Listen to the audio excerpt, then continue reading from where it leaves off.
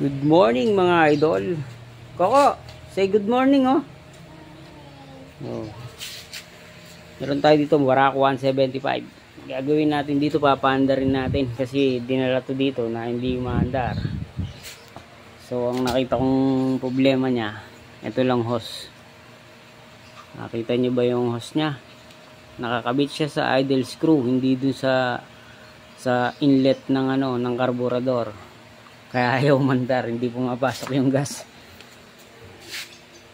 Gagawin natin dito oil seal shock, change oil tune-up, brake harapat likod, clutch lining. Mga idol, ang una nyong tatanggalin tanggalin nyo itong banjo bolt. Ito, yung kick, tanggalin nyo rin. Magpapalit tayo ng clutch lining. Tapos itong mga tornilyo paikot.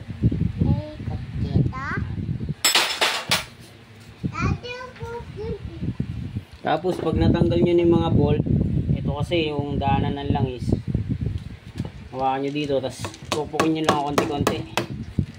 Kung ayaw, gamamit kayo ng maso. Yan o. So, madumi na rin o, madilim. Ito natin yung clutch lining. Check nyo muna bago nyo kalasin kung malakas yung kalog. So okay naman siya. Ito yung oil pump gear, primary gear. So konti lang yung laman niya ng Barako. Tapos sunod yun na itong 10mm ng bolt ng clutch spring.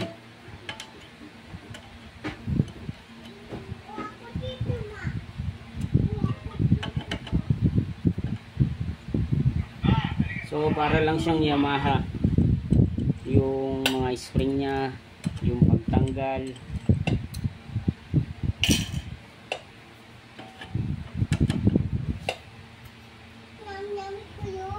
Tapos ito, bubunutin nyo lang na ganyan. Ito pala yung tosser niya. Pag nagka-clutch kayo, hinahatak niya itong pressure plate na to. Oo. Tapos ito na yung clutch lining. Yeah, pakat na pakat. Nasunog na. Clutch plate.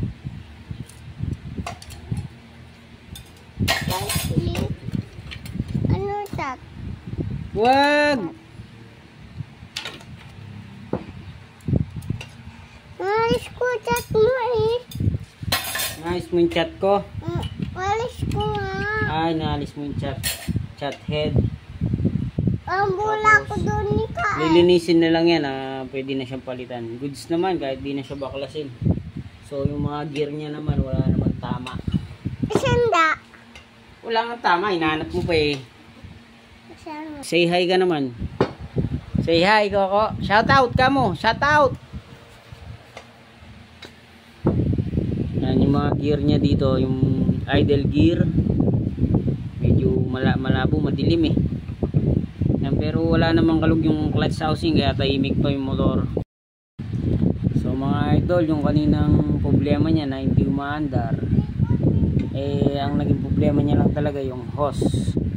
Sa iba pumasok kasi nasalpak nung di natin masabi kung sinong gumawa nun, kung napagtripan ba. Kaya nung inuwi, tinutulak lang itong motor na to. So ang gagawin natin pa dito, yun nga yung clutch lining, oil seal shock, mga brake.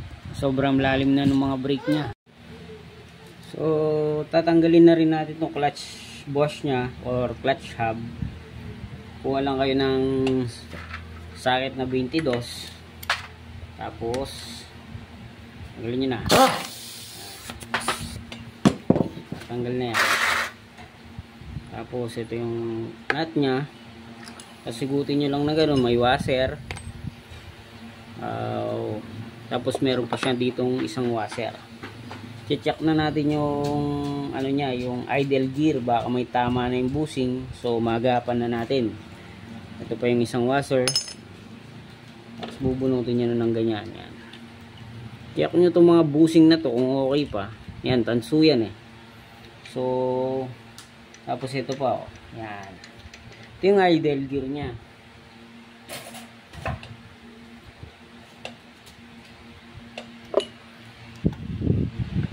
Ito, para maliwanag. Ito yung idle gear, oh. Yan. So, talagang kumakalog yung mga yan. Pero may circlip to dito. Kung gusto nyong mabawasan ng kalog, palitan yung busing sa loob. At ito, natanggal na natin yung circlip lock. Tapos bubunutin nyo yung idle gear. Kaya nyo lumabas. Yan. So, may busing din yan, tanso. Yan. Mukhang okay pa naman.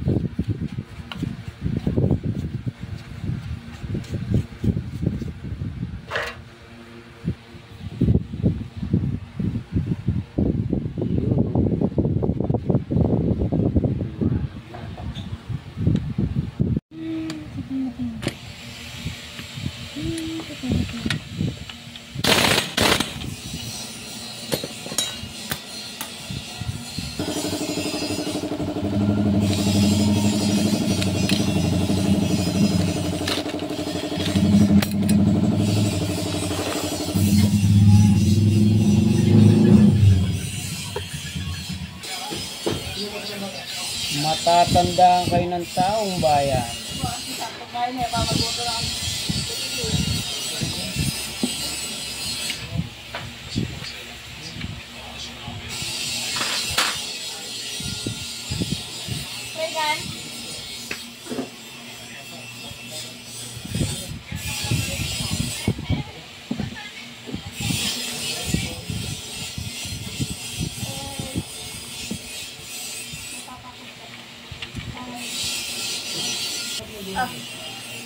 Dali lang.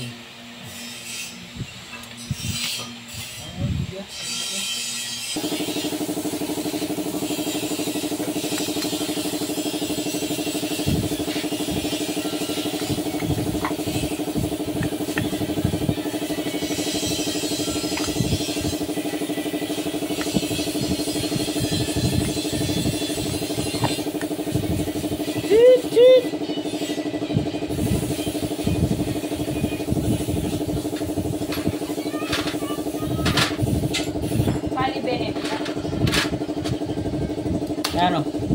So, preso. Lanin laman.